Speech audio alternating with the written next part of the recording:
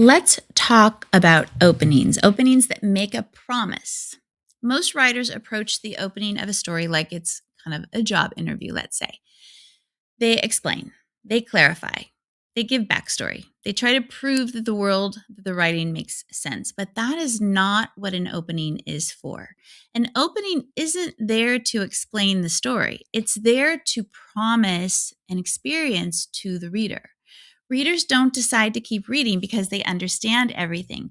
They decide because they trust the voice, the tone, the emotional direction that a book is promising to go. Today, I want to show you how to write openings that invite readers in instead of pitching, explaining, or front loading information, which is never great. Welcome to Bourbon and Books. I'm Melissa Bourbon, the Bourbon in Bourbon and Books.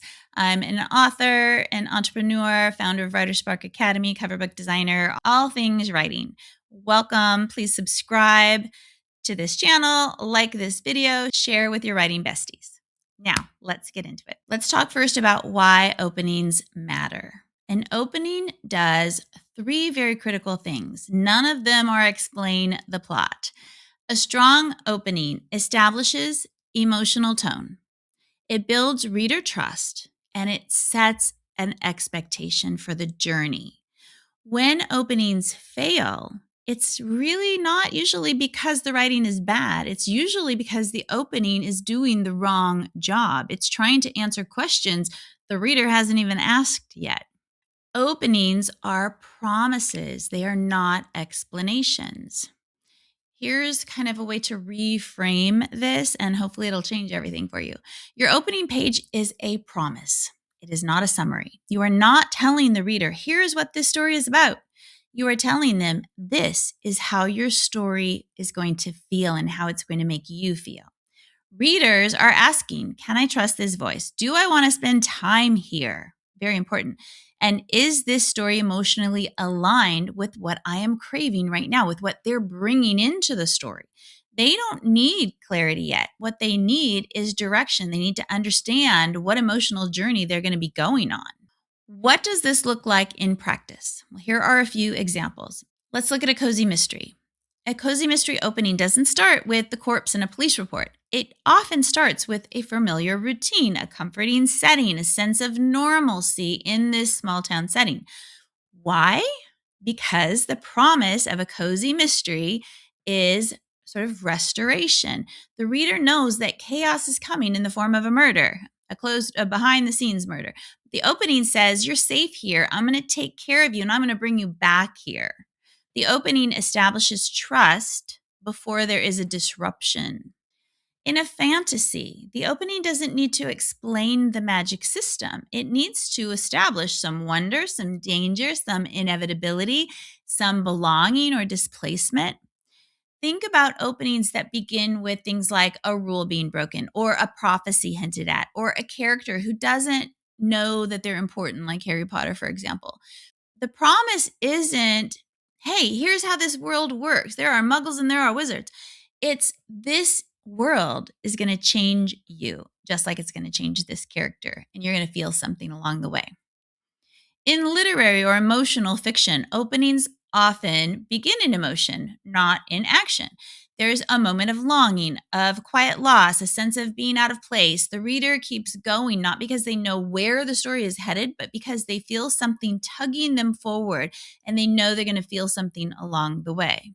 Okay, here is a simple test you can use on any opening page. After someone reads your first page, ask them a question, one single question. What kind of emotional experience do you think this story is offering? If they can answer with something like a cozy experience, or it's going to be haunting, or I think it's going to be hopeful, or there's going to be tension, or it's whimsical and playful, or bittersweet, or I'm feeling unsettled already, or I know I'm going to feel unsettled, or comforting. Any of those things or anything like it means that your opening is doing its job. If they say, I'm not sure yet, I think it's about, or there's a lot going on, you know what? Your opening is probably explaining instead of promising. So that's a pretty simple test that you can use to try and figure out, have you embedded an emotional promise into your opening? Let's talk about a couple of common mistakes that people make, things that you do not want to do.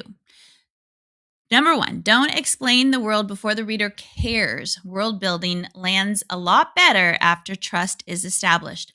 Make sure you check out my world building series as well. It is so important, not just for fantasy and sci fi. Don't front load your backstory. Readers don't need history yet. They need presence. They want to connect before they get the backstory. Don't over contextualize. You don't need to justify why the story matters. Let the tone, let your work do that itself. Curiosity is stronger than clarity at the beginning. I'm currently reading a book, The Room Next Door, and there are all kinds of questions that have been presented that I have no idea what the answers are yet. But I'm emotionally invested in the story as a whole, so I'm going to keep reading. Don't give away the baby with the bathwater, as they say, right? Here are a couple of exercises you can do to help you look for that emotional promise. Rewrite for that promise. Take your opening paragraph, rewrite it with this sentence in mind. This story is going to make you feel. So, for example, like curling up with something familiar and safe. It's going to make you feel like stepping into a place you shouldn't be. It's going to make you feel like you're watching someone become who they were always meant to be. Let that emotional intention guide your word choices, your pacing, your imagery, all of it.